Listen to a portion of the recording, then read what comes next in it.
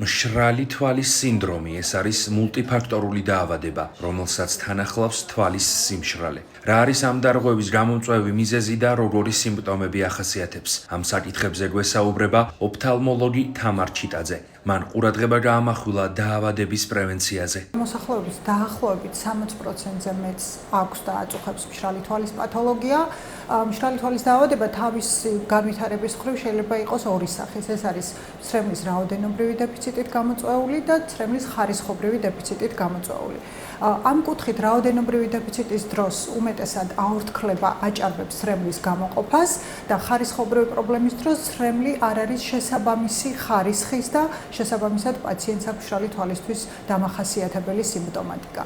მშრალი თვალის დაავადების ძირითადი გამომწვევ მიზეზებთან ერთად ძალიან დიდი მნიშვნელობა აქვს პაციენტის ორგანიზმის ზოგად მდგომარეობას, თანხლებ დაავადებებს, ჰორმონალურ პრობლემებს, კურჭანწავლის სისტემის მხრივ პათოლოგიებს, სხვადასხვა სისტემურ დაავადებებს და ასე შემდეგ, როგორც არის მათ შორის ენდოკრინული პათოლოგიები, იგივე შოგრენის დაავადება, იგივე შაქრიანი დიაბეტი და ასე შემდეგ. ეს არის მულტიფაქტორული დაავადება, არასდროს აქვს ერთი კონკრეტული გამომწვევი, ძალიან დიდი როლი ენიჭება გარემო პირობებს, როგორ პირობებში ატარებს პაციენტი სრულ დღეს, კონდიცირებული გარემო, ასევე ეკრანებთან ურთიერთობა, როგორც მოგეხსენება ჩვენი დღევანდელი სამუშაო რეჟიმი უმეტესწილად მოიცავს სხვადასხვა ტიპის გაჯეტებთან ურთიერთობას, რომელიც ძალიან დიდ გავლენას ახდენს მშრალი თვალის პროვოცირებაზე.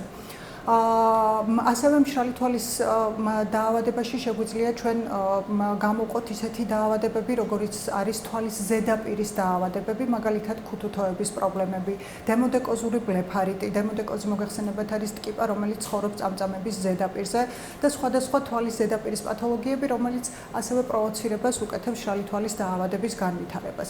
სიმპტომატიკა არის ძალიან ისეთი ყველასთვის ალბათ ერთხელ მაინც გამოცდილი, ეს არის თვალის სიწითლე, წვა, უცხო სხეულის შეგრძნება, თვალის მოსრესვის სურვილი, ქავილის სურვილი, შეიძლება გამოიხატებოდეს ქუთუთოების შეშუპება, ადვილად დაღლა პაციენტს აქვს სურვილი, რომ გამუდმებით დახუჭოს თვალი, დაასვენოს და ასე შემდეგ. თამარ ჩიტაძემ მოქალაქეებისთვის გარკვეული რეკომენდაციები გასცა. ოფთალმოლოგმა განმარტა თუ როგორ უნდა მოიქცეს ადამიანი ამ დაავადების დროს და როდის არის საჭირო მკურნალობის დაწყება. მშრალი თვალის რთული ფორმების დროს შეიძლება სერიოზული დაზიანებებიც მივიღოთ რქოვანაგარზე, ამდენად ძალიან დიდი მნიშვნელობა აქვს დროულ დიაგნოსტიკას და შესაბამის მკურნალობას.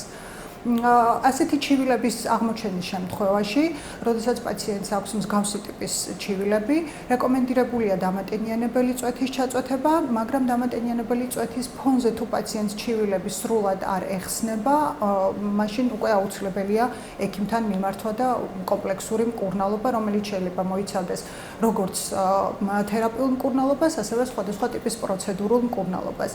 დღეს მშრალი თვალის დაავადების მკურნალობის ძალიან ბევრი საშუალება არსებობს თანამედროვე ოფთალმოლოგიაში, ამიტომ მთავარია პაციენტმა დროულად მიმართოს კლინიკას, რომ შესაბამისად სწრაფად მოხდეს დაავადების აღმოფხვრა.